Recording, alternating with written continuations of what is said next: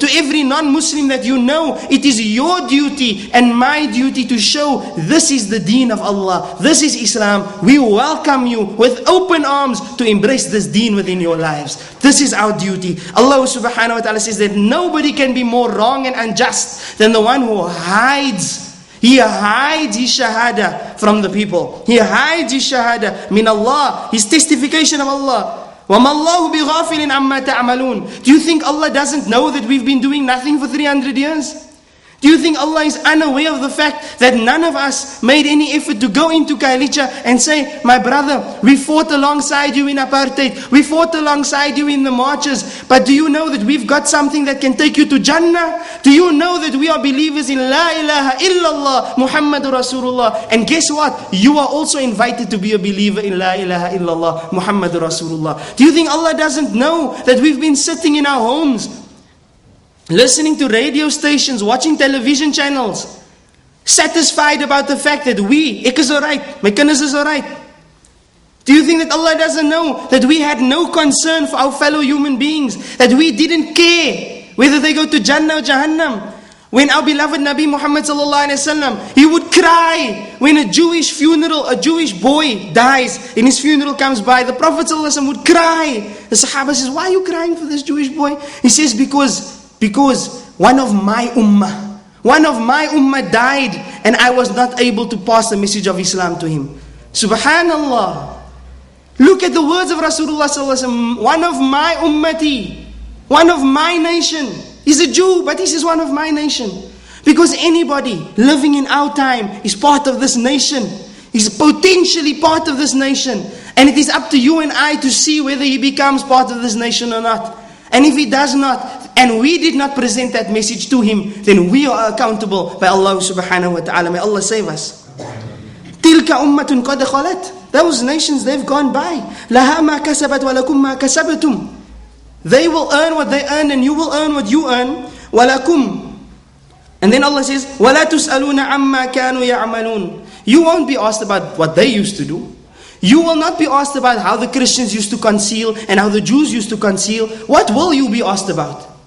You will be asked about Jama'at al-Muslimin, how you concealed, how you hid the message of Islam away from the world, how you sat in your homes, and the only message that was reaching the non-Muslims was terrorists, terrorists, terrorists, terrorists. That's the only message that reaches them. But the Muslims with the true deen, the Muslims with the deen of Allah in their hearts, the deen of Allah in their homes, they have not welcomed these people. They have not told these people, come to the deen of Allah. Allahu Akbar walillahi alhamd. Allah Ta'ala says, إِنَّ الَّذِينَ قَالُوا رَبُّنَا اللَّهُ ثُمَّ اسْتَقَامُوا تَتَنَزَّلُ عَلَيْهِمُ الْمَلَائِكَةُ أَلَّا تَخَافُوا وَلَا تَحْزَنُوا وَأَبَشِرُوا بِالْجَنَّةِ الَّتِي كُنْتُمْ تُوعَدُونَ. Verily those, they say that Allah is our Rabb, and then they are steadfast on that. The malaika will descend upon them when they die. Ons is almal bang vir die dag. Ons is almal bang vir die dag. Which day? The day that we will depart from the dunya. We are scared of the day. We don't know what our outcome will be after we close our eyes. May Allah make it a good outcome. Amen. But as for those who say, Allah, He's our Rabb, and they have steadfastness on this, when they die, the malaika comes down. The malaika tells this brother and this sister, don't be scared. Don't be scared for what is coming, because it is better than what you have experienced. The malaika will tell this person, don't be sad for what you have left behind, because what you are about to receive is much better than that which you left behind. And then the malaika will tell this person, Abashiru, be happy, glad tidings to you. Of what? Bil Jannah. Glad tidings of Jannah. Allati kuntum tu'adun. You were promised Jannah in this world. In this world, it was told to you, you obey Allah, you worship Allah, you will get Jannah. Today, glad tidings for you of Jannah. Do we not want to share this with the rest of humanity, Jama'at al-Muslimin? The malaika will say, Allah will say, نَحْنُ أَوْلِيَاؤُكُمْ فِي الْحَيَاةِ الدُّنْيَا. We were your friends and protectors in this dunya. وَفِي الْآخِرَةِ. In the akhirah, we're going to do the same for you. وَلَكُمْ فِيهَا مَا تَشْتَهِي أَنفُسُكُمْ. In Jannah, you will get whatever you want. You will get whatever ma tashtahi anfusukum, whatever your nafs wants, you'll get it. وَلَكُمْ فِيهَا مَا تَدَّعُونَ, you will get whatever you call for. You say, I want, and it's there. I want, and it's there. I list, and it's there. Allahu Akbar. نُزُلًا مِنْ غَفُورٍ رَحِيمٍ. This is a gift from the most forgiving, the most merciful. And again, now Allah spoke in the previous verse about who is the most oppressive, the biggest wrongdoer, the biggest dhalim, the one who hides his Islam, hides the truth from the rest of mankind. Now Allah is saying, وَمَنْ أَحْسَنُ قَوْلًا مِمَّنْ دَعَا إِلَى اللَّهِ. Who is better in speech?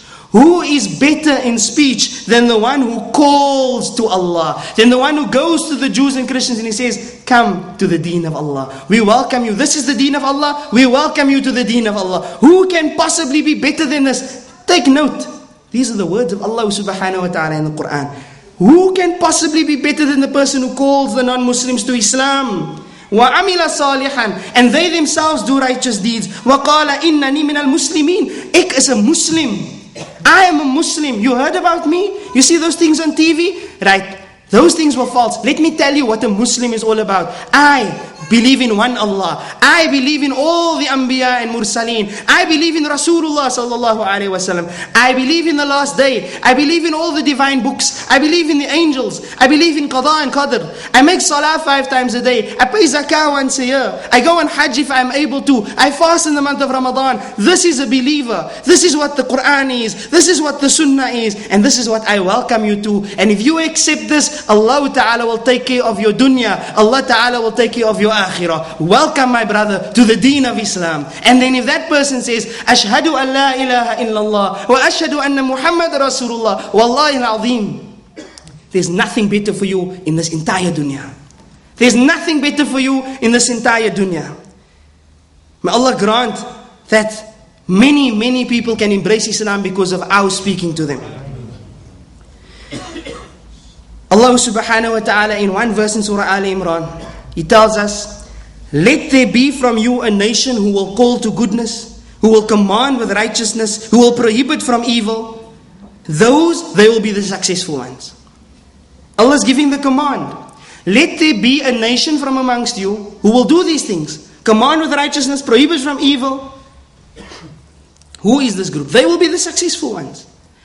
6 verses later, that was verse 104.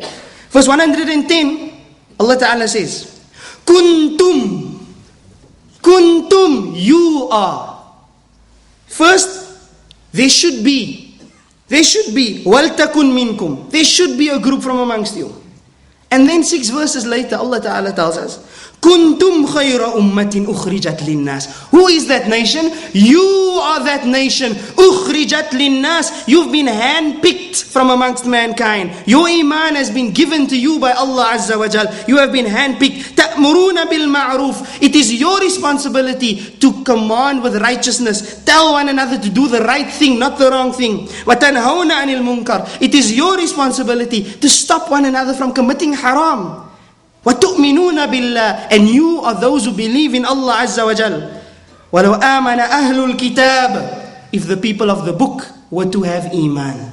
If the people of the book were to have iman. Who's the people of the book? The Jews and the Christians. If they were to have iman, لَكَانَ خَيْرًا لَهُمْ. It would be better for them. Listen to Allah speaking about them. Not kafir jahannami. It will be better for them to have iman. مِنْهُمُ الْمُؤْمِنُونَ. From amongst them there are potential believers.